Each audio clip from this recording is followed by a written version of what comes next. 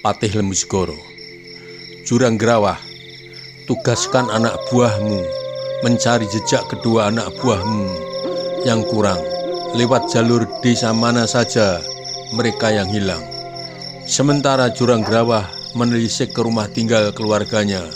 Kalau dia pulang, ajak mereka kembali. Ingat, jangan sampai dibunuh karena mengurangi kekuatan kita di saat kita perlu.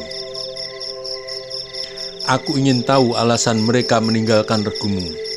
Apa ada yang salah dengan regumu yang harus diperbaiki? Macan Kumbang. Ingat, malam ini tidak ada hantu. Telisik sampai mereka didapatkan.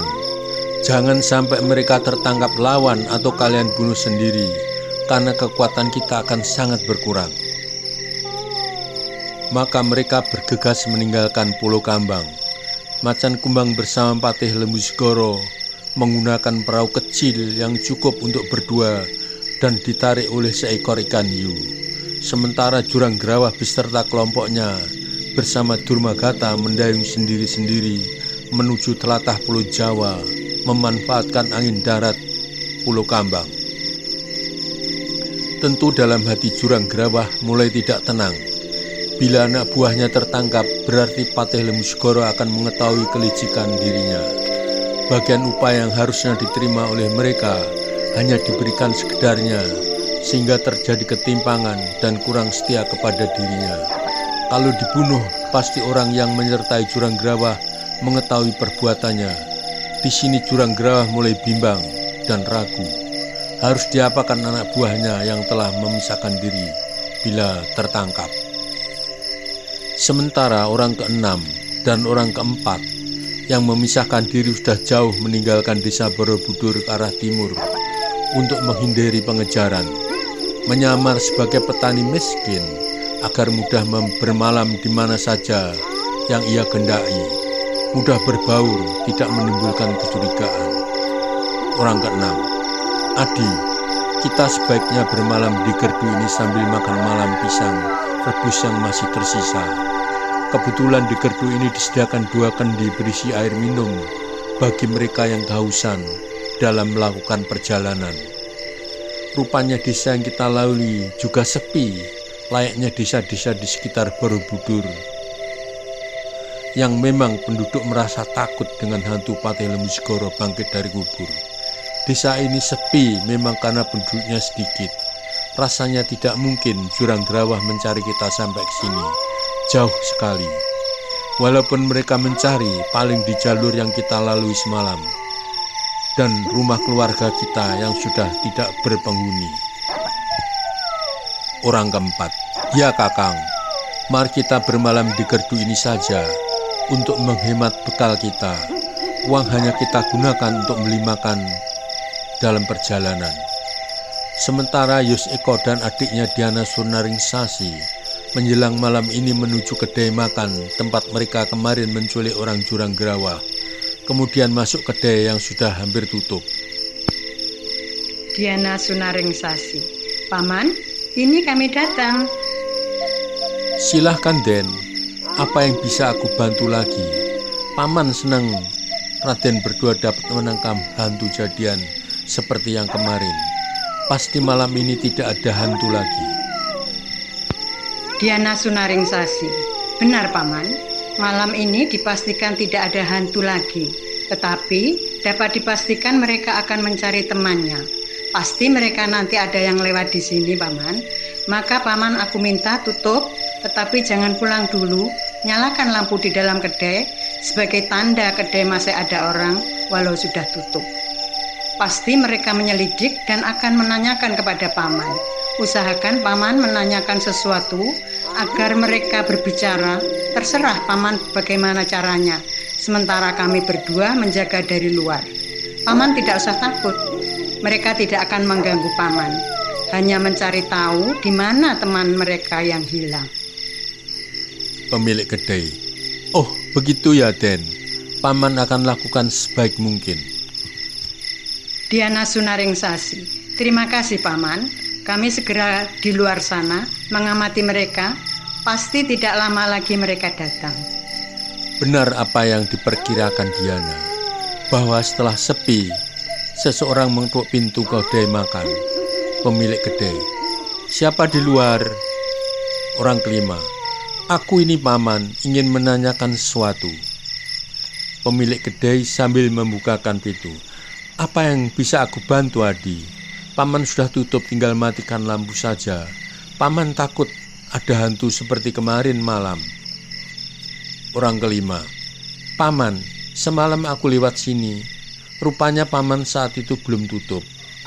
Apa ada orang yang membeli makanan atau yang mampir ke sini?" Pemilik kedai, "Semalam rupanya paman tertidur. Jadi hampir saja paman lupa menutup pintu kedai. Rasanya tidak ada yang mampir. Hanya aku lihat seseorang minta tolong dikejar hantu. Tetapi raut mukanya tertutup kain. Ya, seperti yang Adi lakukan saat ini, menutup raut mukanya. Kemudian lari sambil berteriak-teriak minta tolong. Karena aku takut, maka segera aku tutup kedaiku." Mendengar penjelasan pemilik kedai, tentu saja orang kelima percaya karena yang minta tolong sambil berlari itu dirinya.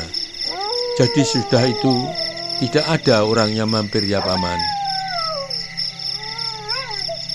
Pemilik kedai, "Tidak ada, Adi, karena aku langsung tutup saat itu. Apa yang bisa aku bantu, Adi, bila nanti ada orang yang bertanya sedang mencari temannya?" Orang kelima, "Tidak ada, paman. Aku hanya ingin mencari temanku. Siapa tahu ia takut kemudian mampir di sini. Kalau begitu aku pamit dulu. Nanti kemalaman takut sama hantu gentayangan." Segera setelah orang itu jauh dari kedai, Yus Eko dan Diana segera menghampiri pemilik kedai. "Benar, Raden, dia mencari sahabatnya. Dia lupa kalau yang menjadi hantu dia sendiri. Karena menyebutkan kalau mencari temannya, berarti dia sebagai pelakunya. Aku masih ingat suaranya seperti orang kemarin itu. Lagian dia mengatakan semalam lewat sini, kedai belum tutup, artinya tidak ada orang lain yang lewat di sini kecuali dia. Ya, dialah pelakunya."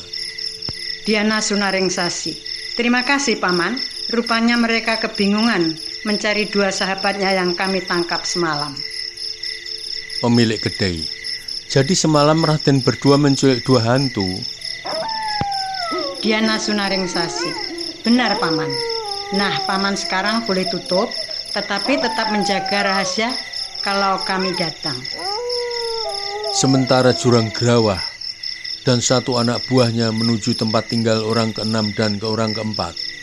Ternyata rumah tidak berpenghuni, sudah lama.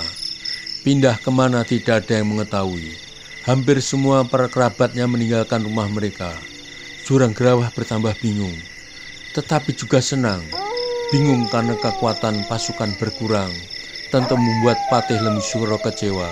Senang karena kedoknya yang selama ini tidak memberikan upah kepada anak buahnya yang memisahkan diri tidak diketahui oleh Patih Lemsuro.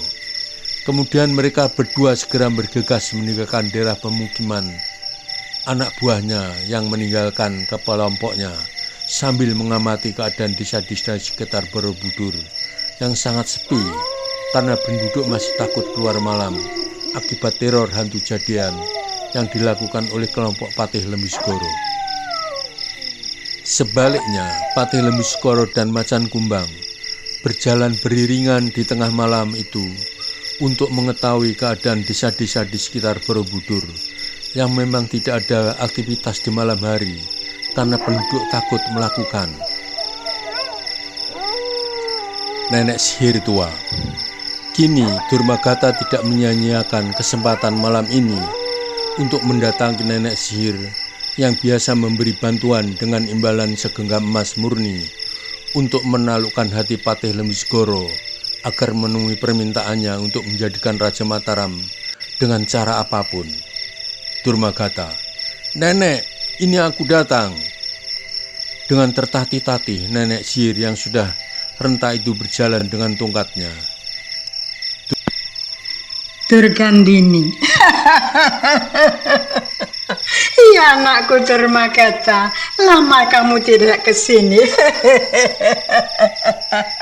Mana pasokan emas murnimu untuk upah para lelembut dalam membantu kamu?